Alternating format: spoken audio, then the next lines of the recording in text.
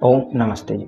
आज की दुनिया हमें एक ही बात सिखा रही है, ज़्यादा पैसा कमाओ, तेज कमाओ, पैसिव इनकम बनाओ और फाइनेंशियल फ्रीडम हासिल करो। लेकिन एक सवाल है, अगर सिर्फ पैसा कमाना ही सफलता है तो आज सबसे ज़्यादा कमाने वाले देश या लोग भी अंदर से अस्थिर क्यों हैं? क्यों ग्लोबल इकोनॉमिक क्राइसिस बार बार लौट कर आ रहे हैं? क्यों बड़े बड़े देशों की करेंसीज दबाव में आ जाती है? शायद इसीलिए क्योंकि हमने धन कमाने की कला तो सीख ली है, लेकिन धन को समझने की बुद्धि वो खो दी है। और यही बुद्धि हमें सिखाती है वैदिक इकोनॉमिक्स। आज की वीडियो में हम समझेंगे प्राचीन भारत में वैदिक इकोनॉमिक सिस्टम कैसे काम करता था, लोग धन कैसे कमाते थे और क्यों आज की वेस्टर्न मनी फिलॉसफी के मुकाबले हमारा वैदिक अर्थशास्त्र ज़्यादा गहरा और टिकाऊ है। साथ ही साथ हम देखेंगे कि आज के रियल वर्ल्ड क्राइसिस में ये फर्क कैसे दिख रहा है। सबसे पहला पॉइंट, आज की मनी फिलॉसफी।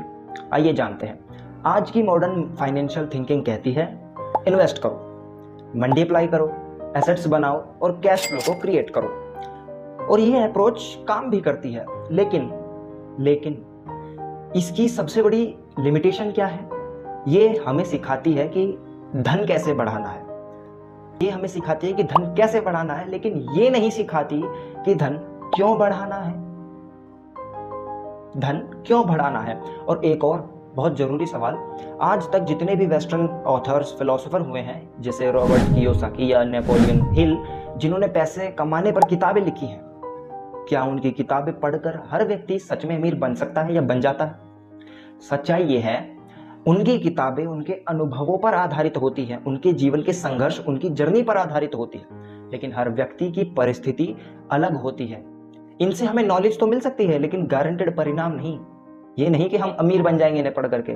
और इसका रियल एग्जांपल आज की दुनिया में हम देख भी रहे हैं। जब कंट्रीज अपनी इकोनॉमी को बूस्ट करने में लगी हैं, बहुत ज़्यादा पैसा छापती हैं, तो शॉर्ट टर्म ग्रोथ मिलती है उन्हें, लेकिन लॉन्ग टर्म में महंगाई बढ़ जाती है, करेंसी की वैल्यू गिर जाती है और आम इंसान की परचेजिंग पावर खत्म हो जाती है। जैसा कि इंडिया में भारत का रुपया डॉलर के सामने लगातार गिरता जा रहा है। दूसरे पॉइंट पर बात करते हैं, वैदिक इकोनॉमी क्या कहती है। वैदिक इकोनॉमी कहती है धन साधन है, साध्य नहीं।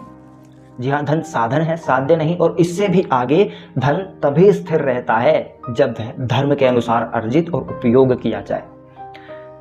मनुष्य के 4 उद्देश्य हैं। पहला धर्म, दूसरा अर्थ, तीसरा काम और चौथा मोक्ष। यहां सबसे पहले धर्म क्यों है? क्योंकि अगर कमाई का आधार ही गलत है तो पूरी अर्थव्यवस्था असंतुलित हो जाती है। तीसरे पॉइंट पर बात करते हैं, चलिए, प्राचीन भारत वर्सेस आज की रियलिटी। प्राचीन भारत में व्यापार का मतलब था क्या? प्राचीन भारत में व्यापार का मतलब था वैल्यू क्रिएशन प्लस सही तरीके से कमाई। आज ग्लोबल लेवल पर क्या हो रहा है?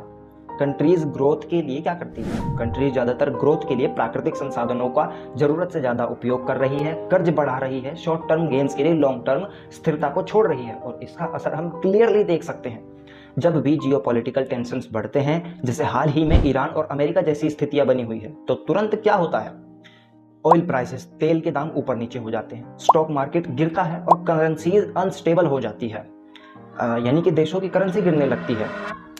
चौथा पॉइंट, सबसे बड़ा अंतर, वेस्टर्न मॉडल फोकस करता है ग्रोथ एट एनी कॉस्ट, अर्थात किसी भी कीमत पर बढ़ो। लेकिन वैदिक मॉडल क्या कहता है? सही और संतुलित विकास। यह वैदिक मॉडल कहता है।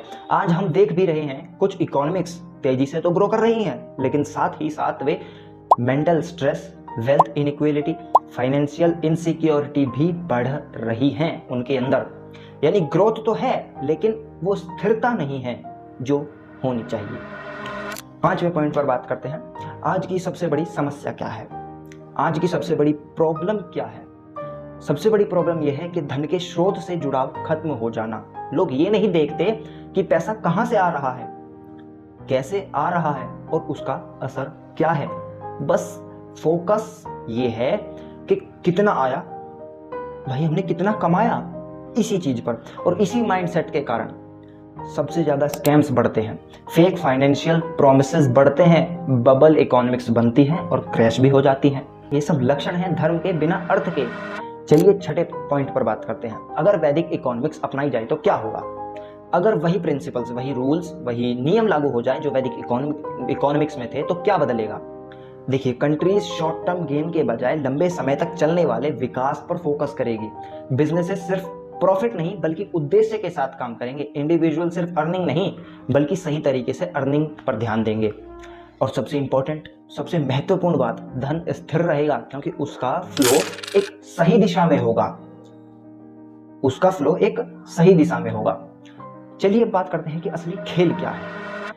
असली खेल है न सिर्फ पैसों का, न सिर्फ पैसा कमाना है, न सिर्फ आइडियल बातें करनी है। खेल ये नहीं है कि हमें पैसा कमाना है या आइडियल बातें करनी है लोगों के सामने, नहीं। असली खेल है संतुलन का, और सही संतुलन, यही संतुलन और सही संतुलन वैदिक इकोनॉमिक्स सिखाती है। तो अगली बार जब आप धन कमाने के बारे में सोचें, सिर्फ ये मत पूछिएगा कि कितना, ये भी पूछिए कैसे, क्यों और किस लिए। ये पूछना बहुत जरूरी है क्योंकि भविष्य उन्हीं का है जो सिर्फ अमीर नहीं बल्कि संतुलित और सजग बनना चाहते हैं, या फिर जो सजग हैं।